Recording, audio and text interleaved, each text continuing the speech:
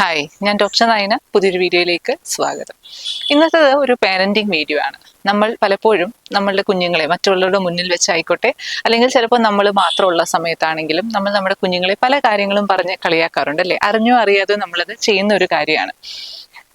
ഇന്ന് ഞാൻ നിങ്ങളുമായിട്ട് ഷെയർ ചെയ്യുന്നത് 5 കാര്യങ്ങളാണ്. നമ്മൾ ഒരിക്കലും നമ്മുടെ കുഞ്ഞുങ്ങളെ കളിയാക്കാൻ പാടില്ലാത്ത 5 കാര്യങ്ങളെ പറ്റിയിട്ട്.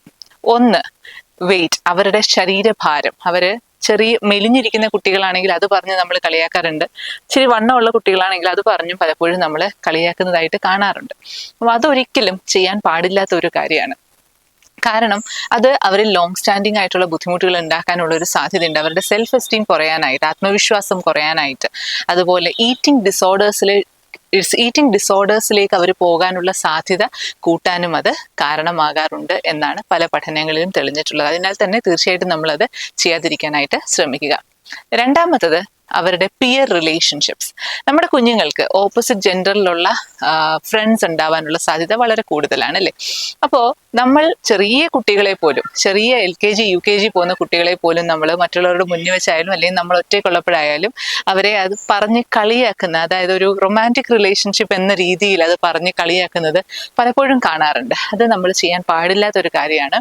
ഒരിക്കലും അവരുടെ റിലേഷൻഷിപ്സ്, അവരുടെ ഫ്രണ്ട്ഷിപ്പിനെ റൊമാൻറ്റിക് റിലേഷൻഷിപ്പ് എന്ന രീതിയിൽ നമ്മൾ കളിയാക്കരുത്. അത് അവരിൽ കൺഫ്യൂഷൻ ഉണ്ടാക്കാനുള്ളൊരു സാധ്യത വളരെ കൂടുന്നതാണ്. അവർ റെഡി ആവുന്നതിന് മുന്നേ തന്നെ അവർ കൺഫ്യൂസ്ഡ് ആവാനും അവരുടെ റിലേഷൻഷിപ്പിൽ തന്നെ അവർക്ക് എന്താണ് എന്നുള്ളത് തിരിച്ചറിവിലേക്ക് പോകുന്നതിന് മുന്നേ തന്നെ അവർ കൺഫ്യൂസ്ഡ് ആവാനുള്ള ഒരു സാധ്യത ഉള്ളത് കൊണ്ട് ഒരിക്കലും അത് ചെയ്യാതിരിക്കാനായിട്ട് ശ്രമിക്കുക. മൂന്നാമത്തത്, അവരുടെ ഇന്റലിജൻസ് ഒരിക്കലും നമ്മൾ ഇപ്പം എല്ലാവർക്കും ഒരേ ഇന്റലിജൻസ് ആവണം എന്നില്ല. ചിലർക്ക് കുറച്ച് കൂടുതലായിട്ട് ഇന്റലിജന്റ് ആയിട്ടുള്ളവരുണ്ടാവും, ചിലർ കുറച്ച് കുറവായിരിക്കാം. പക്ഷെ അതൊന്നും അവരുടെ എഫേർട്ടിനായിരിക്കണം നമ്മൾ ഇമ്പോർട്ടൻസ് കൊടുക്കുന്നത്. ഒരിക്കലും അവരുടെ ഇന്റലിജൻസ് അല്ലെങ്കിൽ അവരുടെ മാർക്ക് എത്ര ലഭിച്ചു എന്നുള്ളതിനേക്കാൾ അവർ എത്രത്തോളം അതിനുവേണ്ടി എഫേർട്ട് ഇട്ടു, എത്രത്തോളം നന്നായിട്ട് പഠിച്ചു എന്നുള്ളതിന് നമ്മൾ കൂടുതൽ ഇമ്പോർട്ടൻസ് കൊടുക്കുക. നമ്മൾ ഒരുപാട് അവരുടെ മാർക്സിനും അവരുടെ സ്കോഴ്സിനും ഇമ്പോർട്ടൻസ് കൊടുക്കാനായിട്ട് പോയാൽ തീർച്ചയായിട്ടും അത് അവരുടെ സെൽഫ് എസ്റ്റീം കുറയ്ക്കാനായിട്ട് കാരണമാകാറുണ്ട്. പെർഫെക്ഷനിസത്തിൻ്റെയൊക്കെ ട്രെയ്റ്റ്സ് ഉണ്ടാവാനുള്ളൊരു സാധ്യത കൂടുന്നതും കാണാം. അടുത്തത്, ഹൗ ദേ ലുക്ക്, അവരെങ്ങനെ കാണാൻ എന്നുള്ളത്. അതായത് മെലിഞ്ഞിരിക്കുവാണോ, വണ്ണം വെച്ചിരിക്കുവാണോ, മുടിക്ക് നീളമുണ്ടോ, മുടി ഷോർട്ടാണോ, കറുത്തതാണോ, വെളുത്തതാണോ, ഇത് doesn't matter. How they look doesn't matter. അത് ഒരിക്കലും നമ്മൾ ഇമ്പോർട്ടൻസ് കൊടുക്കാൻ പാടില്ലാത്തൊരു കാര്യമാണ്. അത് പറഞ്ഞ് അവരെ കളിയാക്കാനും പാടില്ലാത്തൊരു കാര്യമാണ് എന്ന് തീർച്ചയായിട്ടും മാതാപിതാക്കളും ഫാമിലി മെമ്പേഴ്സും മനസ്സിലാക്കണം എന്നുള്ളതാണ്.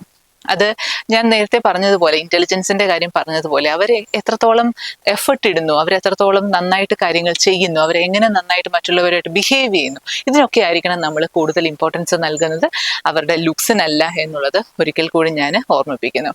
അടുത്തത്, സെൻസിറ്റിവിറ്റി. ചില കുട്ടികൾ ജന്മനാ കുറച്ച് സെൻസിറ്റീവ് ആയിട്ടുള്ള, ഷൈ ആയിട്ടുള്ള കുട്ടികളായിരിക്കും. അത് അവരുടെ ഒരു ഇന്നേറ്റ് ടെമ്പർമെന്റ് ആണ്. അപ്പോൾ അത് പറഞ്ഞ് നമ്മൾ ഒരിക്കലും അവരെ കളിയാക്കാനായിട്ട് പാടില്ല. മറിച്ച് നിങ്ങൾ മനസ്സിലാക്കേണ്ട ഒരു കാര്യം, സെൻസിറ്റീവ് ആയിട്ടുള്ള കുട്ടികൾ കൂടുതൽ ഇന്റലിജന്റ് ആയിട്ടും കൂടുതൽ ക്രിയേറ്റീവ് ആയിട്ടും കൂടുതൽ എമ്പതി ഉള്ളവരാണ് എന്നുള്ളതാണ് പല പഠനങ്ങളിലും തെളിഞ്ഞിട്ടുള്ളത്. സോ അതും നമ്മൾ മനസ്സിലാക്കുക. സോ നമ്മൾ നമ്മുടെ കുട്ടികളെ അറിഞ്ഞോ അറിയാതെയോ കളിയാക്കുന്നുണ്ട് എന്നുണ്ടെങ്കിൽ ഈ 5 കാര്യങ്ങളും പറഞ്ഞ് ഒരിക്കലും കളിയാക്കാൻ പാടില്ല എന്നുള്ളത് മാതാപിതാക്കൾ മനസ്സിലാക്കുക.